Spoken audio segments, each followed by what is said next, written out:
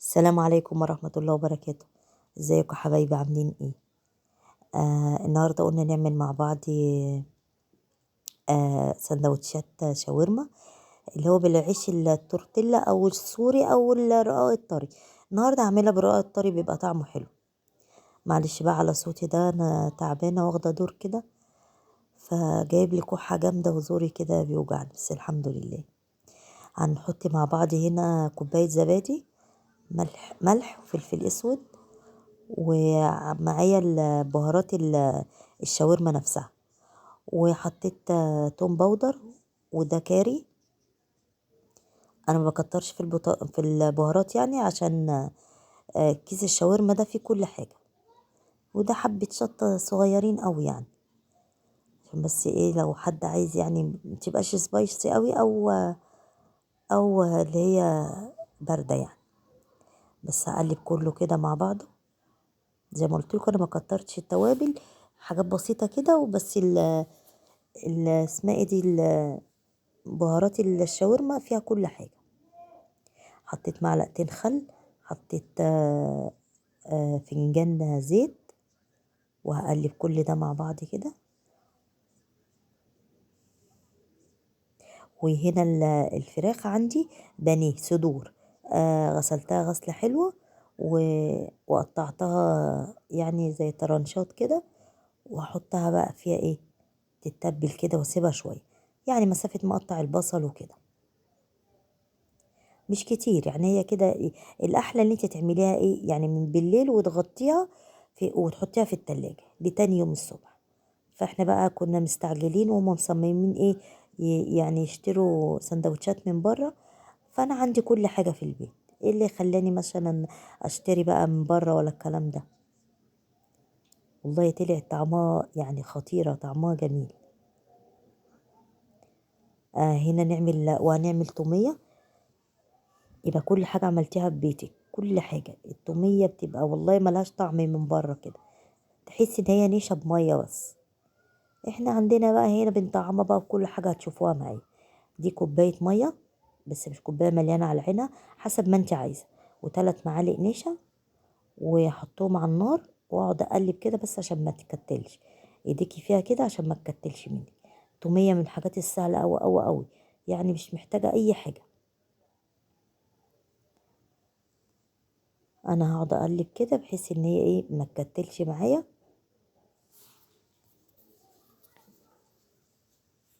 وبرضه في نفس الوقت يعني هسوي النشا، يعني اول ما تلف معايا كده بصوا، هستنى عليها شويه، اقعد اقلب شويه. دي كده لسه عليها شويه، اول ما تبقى عامله زي الشفاف كده، خلاص كده النشا معايا استوت.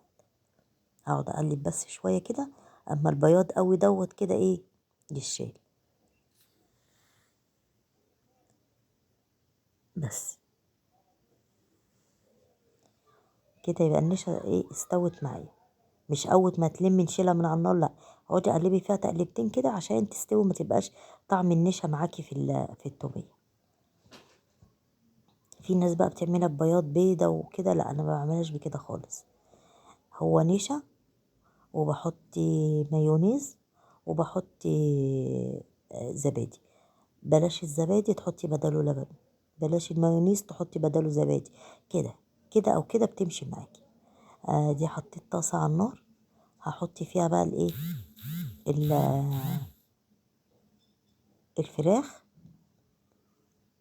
بس انا يعني فيها بتاع حوالي كوباية معلقتين زيت كده، وبستنى اما الطاسة تسخن معايا، تسخن قوي عشان الفراخ ما تجيبش مية، وانزلها.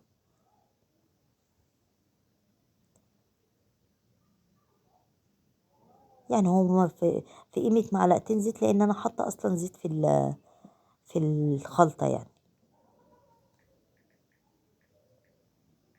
عايزة بقى زيت سمنة زي ما انت عايزة. اول ما لونها يتغير كده اقلب، بس ما اقلبش على طول عشان بس ما تتهريش مني. ادي هنا دخلت في السوا كده. انا طبعا مش هحط توابل ولا احط اي حاجة، لان هي عليها كل حاجة. انا قطعت البصل طرنشات كده، وهنا دخلت في السوا بس مش سوا كامل. هحط البصل معاها، وهقلب برضو تقلبتين كده مع البصلة. احلى حاجه في الشاورما البصل الابيض. بحس ان هو بيعسلها، ومعروف يعني البصل الابيض بيعسل الاكل. هحط دوت فلفل الوان، انا بخزنه يعني كنت معايا قبل كده، بخزنه في الفريزر عندي. اول ما بلاقيه يعني وفي الفرصه ان انا اشتريه وسعره حلو كده بشتري واقطعه. عايزه بقى سلايزات كده، ترنشات، او عايزه مكعبات زي ما انا عامله كده، اللي يعجبك. انا قطعته مربعات كده وشيلته في الفريزر. بيطلع شكله زي ما هو كده، ولا دبلان ولا لونه رايح ولا اي حاجه. بس هسيبها بقى شويه على النار. وهنا ايه، هحط النشا بعد ما النشا بردت، تبرد شويه يعني. هحطها في الكبه. وعندي بتاع حوالي 5 فصوص توم. هما دول قد ايه؟ دول 6، انا هحط 5 بس عشان ما يبقاش بس ريحتها كلها توم كده، ولا اي حاجة وسهلة. انا كان عندي بس معلقة زبادي من بتاعة الشاورما. عندك حطي، ما عندكيش ما تحطيش. معلقة زبادي واحدة بس اهي هحطها، يعني اديها طعم كده. لو ما فيش خلاص بحطي حبة لبن وخلاص على كده. ادي 6 فصوص توم، انا هحط ايه 5 بس اهو. حطي هنا اللهم صل على النبي المايونيز بتاع حوالي يعني فنجان مليان كده، حسب برضو الكمية اللي انت عاملاها. حبة زيت.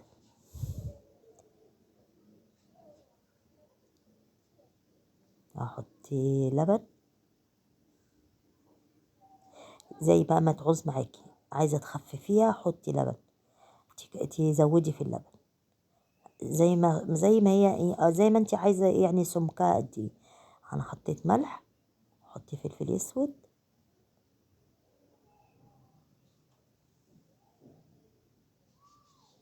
بس وهضرب على كده. هتضربيها في الخلاط، هتمشي معاكي بالهاند بلندر في اي حاجة، هي هتمشي معاكي.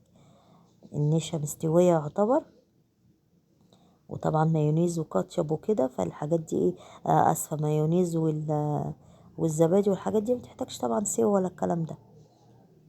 كان طعمها خطير وطعم وريحتها جميلة، سهلة كده وانتي يعني كملتي الأكلة. إنما أنا والله مش بقطع رزق حد، بس بشتري من الشارع.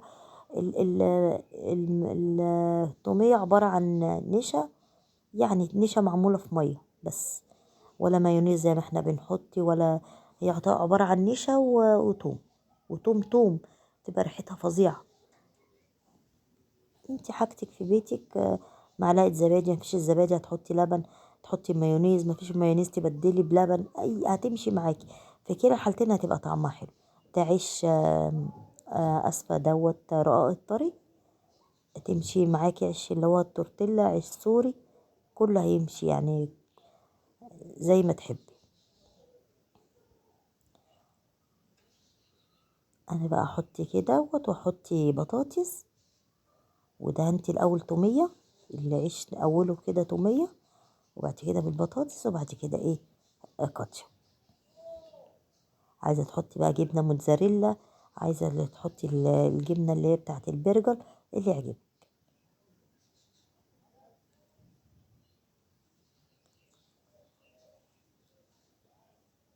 انا هعمل على التوستر عندي. عايزه تعملي في الطاسه، عايزه تعملي على جريل، اي حاجه هتمشي معاكي. الرغيف ده طلع طري معايا شويه، بس ايه مش مهم. انا حطيتها في التوستر بس ايه، عشان هي نعمت معايا. وبصي يعني خليت فيها شوية ما خليتهاش ناشفة قوي، يعني خليتها ايه جوسي حلوة كده. ما نشفتش معايا قوي، فعشان كده بتطري العيش معايا. انت عايزة تنشفيها، بس هي كانت حلوة يعني. عادي اللي هتشوفها في الاخر الرغيف ماسك نفسه، السندوتش يعني ماسك نفسه كده وزي الفل. جربي في البيت بحاجة بسيطة، فراخ لحمة جبن، بس جبن وبطاطس هتمشي معاكي كل حاجة. سوسيز، اي حاجة. لانشون، جبن فايدة في التلاجة، لانشون على جبن على هتمشي معاكي، وفلفل الوان هتبقى جميلة. بصوا حمرت شوية بطاطس، حطيت جوه بطاطس، ودي الكاتشب والمايونيز. وبصوا ده اللي عملته في الطاسة اللي انا ماسكاه دلوقتي ده، والتاني في الجريل في التوستر يعني. ده ولا دوت، الاتنين ماشيين حلو. لو وصلتوا لحد هنا يا رب تحطوا لي لايك وشير وسبسكرايب للقناة، ومتشكرة لكم قوي، والسلام عليكم ورحمة الله وبركاته.